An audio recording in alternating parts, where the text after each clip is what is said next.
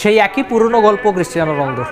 Final খেলবেন, গোল করবেন, কিন্তু দিন শেষে তার হাতে ট্রফি উঠবে না বাকিদের ব্যর্থতায়। আরেকবার তিনি ফাইনালে গোল করলেন ঠিকই, কিন্তু তার হাতে ট্রফি ওঠেনি। আচ্ছা, রেকর্ডে রোনালদো, কিছু অ্যাথলেট থাকে, ফুটবলার থাকে যারা মাঠে নামলেই রেকর্ড হয় আর গোল করলেই রেকর্ড হয়। আজকের আগে আল নাসেরের হয়ে তার গোল সংখ্যা ছিল 99, একটা গোল করলেন, গোলের সেঞ্চুরি করলেন, এটাও একটা রেকর্ডই বটে। পুরো দুনিয়াতে একমাত্র ফুটবলার হিসেবে দেশ আর 4টা ভিন্ন ক্লাবের হয়ে 100টা গোল স্পর্শ রোনালদো। তবে ব্যক্তিগত রেকর্ডে খুব বেশি তিনি না ছুটলেও ট্রফি তিনি সবসময় জিততে চান। তার এই গোল ক্ষুধা, জয়ের ক্ষুধা কখনোই কমে না। সেটা তার ক্যারিয়ারের শুরু থেকে 40 বছর পর্যন্ত, মানে বয়সটা তার ঠিকই 40, কিন্তু ক্যারিয়ারের 25টা বছর ফুটবল মাঠেই কাটিয়ে দিয়েছেন।